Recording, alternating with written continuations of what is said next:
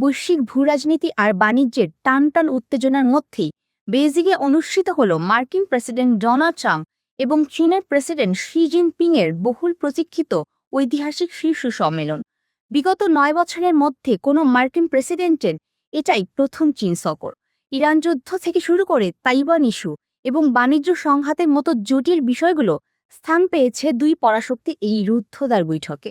Beijing সম্মেলনে এই দুই শক্তিধর নেতা তাদের আলোচনায় 6টি বিষয়ের উপর বিশেষ গুরুত্ব দিয়েছে।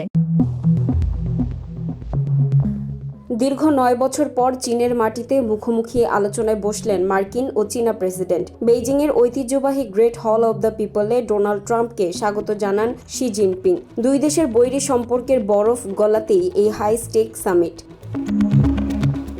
যেখানে প্রথম প্রধান বার্তাটি ছিল দ্বিপাক্ষিক সম্পর্কের একটি নতুন কাঠামো বা স্ট্র্যাটেজিক স্ট্যাবিলিটি তৈরি করা। শি জিনপিং স্পষ্ট করেন, দুই দেশের উচিত প্রতিদ্বন্দ্বী না হয়ে অংশীদার হওয়া। শি আরও বলেন, চীন ও আমেরিকা কি থুসিডাইডিস ট্র্যাপ বা ঐতিহাসিক যুদ্ধ সংঘাতের ফাঁদ এড়িয়ে নতুন পরাশক্তি সম্পর্কে দৃষ্টান্ত গড়তে পারে? আমাদের সম্পর্ক হওয়া উচিত অংশীদারিত্বের, শত্রুতার নয়। তবে চীনের পক্ষ থেকে সম্মেলনের সবচেয়ে সংবেদনশীল এবং দ্বিতীয় বড় বার্তাটি ছিল তাইওয়ান ইস্যু, যা নিয়ে শি জিনপিং মার্কিন প্রেসিডেন্টকে সরাসরি তার অবস্থান পরিষ্কার করেন। বেইজিংয়ের পক্ষ থেকে জানানো হয়, তাইওয়ান প্রশ্নে আমেরিকার পক্ষ থেকে যে কোনো ভুল পদক্ষেপ দুই দেশকে সরাসরি সংঘর্ষের দিকে ঠেলে দিতে পারে বলেও উল্লেখ করেন শি। সম্মেলনের দুই দেশের তৃতীয় ও চতুর্থ বড় এজেন্ডা ছিল বাণিজ্য ও প্রযুক্তি। ট্রাম্পের সাথে বেইজিং সফরে যোগ দেন টেসলার ইলন মাস্ক এবং এনভিডিয়ার জেনসেন হুয়াংয়ের মতো শীর্ষ মার্কিন ব্যবসায়ীরা। চীন আশ্বস্ত করেছে তাদের বাজার মার্কিন ব্যবসার জন্য আরও উন্মুক্ত করা হবে। বিপরীতে উন্নত সেমিকন্ডাক্টর বা চিপ রপ্তানিতে ট্রাম্প প্রশাসনের চলমান বাণিজ্যের নিষেধাজ্ঞা শিথিলের দাবি জানায় বেইজিং।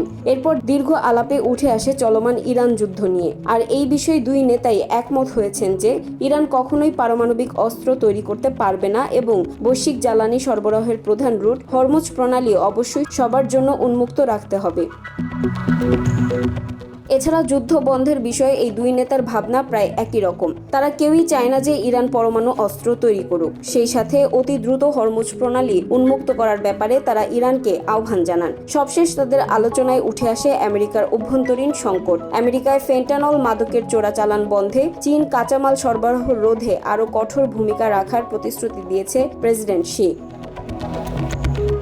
তবে দুই দেশের রাজনৈতিক এবং অর্থনৈতিক বিশ্লেষকরা মনে করছেন, সব মিলিয়ে বেইজিংয়ে এই সম্মেলন হয়তো সব সমস্যার সমাধান করেনি, তবে দুই পরাশক্তিকে অন্তত একটি নিয়ন্ত্রণযোগ্য স্থিতিশীলতায় নিয়ে এসেছে।